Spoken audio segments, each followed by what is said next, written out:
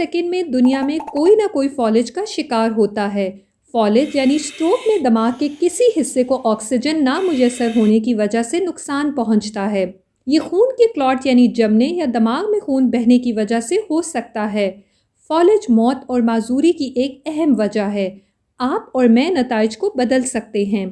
फॉलेज की जल्द पहचान और बर वक्त इलाज करने से 3 में से 2 अफराद को बचाया जा सकता है। इसमें हर मिनट कीमती है। अगर किसी को फॉलेज का अटैक हो रहा हो तो इसको जल्द पहचानना ज़रूरी है। ये अलामात आम तौर पर अचानक शुरू हो जाती हैं और हर उम्र के लोगों को मुतासिर कर सकती हैं।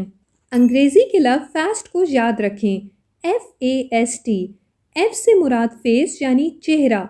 मुतासरा शख्स के चेहरे को गौर से देखें कि आया दोनों हिस्से एक जैसे नज़र आ रहे हैं। मुस्कुराने को कहें, देखें कि एक रुख दूसरे से मुख्तलिफ तो नहीं। A से मुराद आर्म यानी बाजू।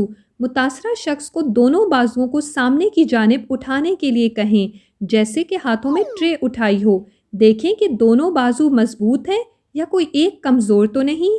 S से मुराद स्पीच यानी बातचीत। मुतासरा शख्स से बात करें और आसान सवालात पूछें, जैसे कि आपका नाम क्या है, आपका पता क्या है।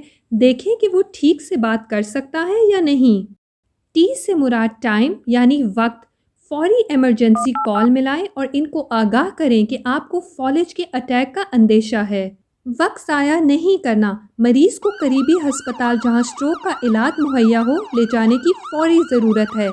ऐसा करने से हम किसी की जान बचाने में मदद कर सकते हैं। याद रहे, फास्ट काम करें। इस वीडियो को दूसरों के साथ शेयर करें। मज़ीद फ़ायदेमंद मालूमात के लिए हमारे चैनल को सब्सक्राइब करें।